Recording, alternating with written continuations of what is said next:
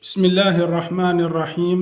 Të nderuar vëllezër dhe motra, Imam Buhariu dhe Imam Muslimi, Allahu i pasmëshiruar, kanë cituar në dy sahihet e tyre nga Ibn Abbasi radhiyallahu anhuma se profeti Allahu sallallahu alaihi wasallam kaloi pranë dy varreve dhe tha, ata po dënohen dhe nuk po dënohen për diçka të madhe.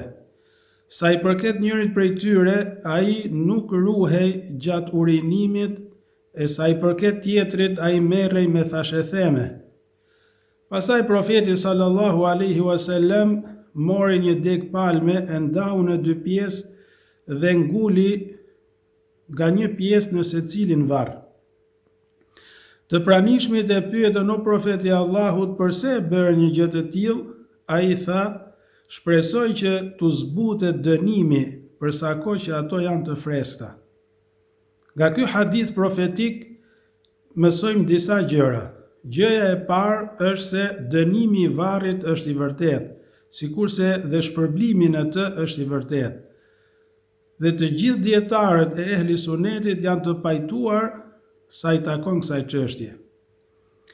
Gjëja e dytë, të cilën e mësojmë nga ky hadith profetik, është se prej shkaqeve të dënimit të njeriut në varr është pakujdesia gjatë urinimit. Duke qenë se pastërtia e trupit, pastërtia e rrobave gjithashtu është një prej kushteve të vlefshmërisë së namazit, ai i cili nuk bën kujdes gjatë kryerjes së nevojës së hollë gjatë urinimit dhe pikat e urinës bien mbi rrobat apo trupin e tij, atëherë namazi i tij konsiderohet si i pavlefshëm. Prandaj duhet që besimtari të tregojë kujdes dhe vëmendje sa i takon kësaj çështje, sepse një pjesë e madhe e njerëzve e shpërfillin dhe e nënvlerësojnë një gjë të tillë.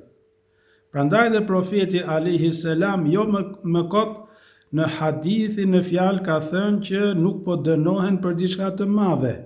Pra nuk po dënohen për diçka që sipas njerëzve konsiderohet si e madhe. Ata e konsiderojnë si diçka të vogël dhe të lehtë, por që në realitet është e rëndë dhe e madhe.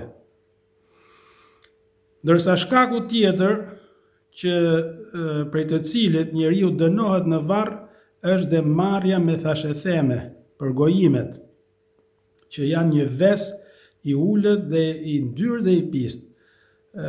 Një besimtar serioz, dinjitoz, i ndershëm dhe i devotshëm nuk duhet që ta lejoj veten e tij që të përfshihet në një ves të tillë. Besimtari duhet ta mbajë veten të pastër nga një mëkat i tillë dhe nga një ves i ulët si përgojimi dhe thashethemi. Profeti alayhi salatu wassalam ka thënë: la yadkhulul jannata qattat, nuk ka për të hyrë në xhenet thashethemexhiu. Pra ai njeri i cili e ka bërë ves dhe e ka bërë zakon që të merret me përgojime dhe thashetheme, të prishi marrëdhëniet dhe raportet midis njerëzve, duke bartur dhe duke transmetuar fjalët e tyre për njëri tjetrin. Ky është një ves tepër i ulët dhe tepër i shëmtuar dhe i urryer. Prandaj një njeri i tillë nuk hyn në xhenet pa u ndëshkuar dhe pa u pastruar në xhehenem nga ky mëkat i urryer. Vetëm nëse është penduar dhe i ka kërkuar falje personave të cilëve u ka hyrë në hak dhe u ka bërë padrejtësi.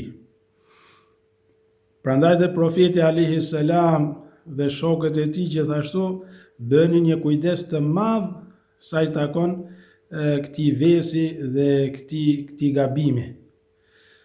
Imam Buhariu rahimahullah transmetohet se thoshte që shpresoj që kur të dalë para Allahut në ditën e gjykimit, ai nuk do të më marrë në pyetje për përgojimin, sepse unë nuk kam përgojuar askënd. Imam Dhehebiu, duke komentuar këto fjalë të Imam Buhariut, thotë që të vërtetën ka thënë Allahu e mëshiroft. ai ishte tepër i kujdesshëm dhe tepër i vëmendshëm sa i takon kësaj çështje. Madje edhe gjykimet e tij mbi transmetuesit e hadithit dëshmojnë për një kujdes të madh të tij. Bënte kujdes të madh që gjykimi i tij të mos cënonte nderin dhe dinjitetin e personit për të cilin ai ishte duke dhënë gjykim. Imam Ebu Hanifi, Allahu mëshiroft, thoshte: nëse do të përgojoja dikënd, do të përgojoja nënën time. Kuptimi i fjalëve të imamit të nderuar është se ai i cili përgojon të tjerët, në ditën e gjykimit, ata do të marrin shpërblimet e tij. Zakonisht njeriu përgojon armiqtë e tij, kundërshtarët e tij. Imami i nderuar thotë që në vend që shpërblimet e mia t'ja jap kundërshtarëve dhe armiqve, ja jap nënës time, e cila ka merita në edukimin tim dhe në rritjen time, ka bërë sakrificë dhe është munduar për mua. Të nderuar vëllezër, të ruhemi nga ky mëkat i ulët dhe i ndyrë dhe i pist. Ashtu siç kujdesemi për mirëmbajtjen dhe pastërtinë e trupit dhe rrobave tona nga ndyrësitë e ndryshme, ashtu ta ruajmë shpirtin tonë dhe zemrën tonë nga ndyrësitë e këtyre mëkateve. Shpirtrat dhe zemrat ndoten nga mëkate të tilla. Fatkeqësisht një pjesë e madhe e njerëzve dëfrehen dhe argëtohen me thashetheme dhe përgojime. Nuk duhet që besimtari ta lejoj veten e tij që të bie në nivelin e njerëzve të ulët. Allahu na ruajt, Allahu na bëf prej atyre që janë të mbrojtur dhe të sigurt nga dënimi i varrit dhe nga paniku dhe ankthi i ditës së gjykimit.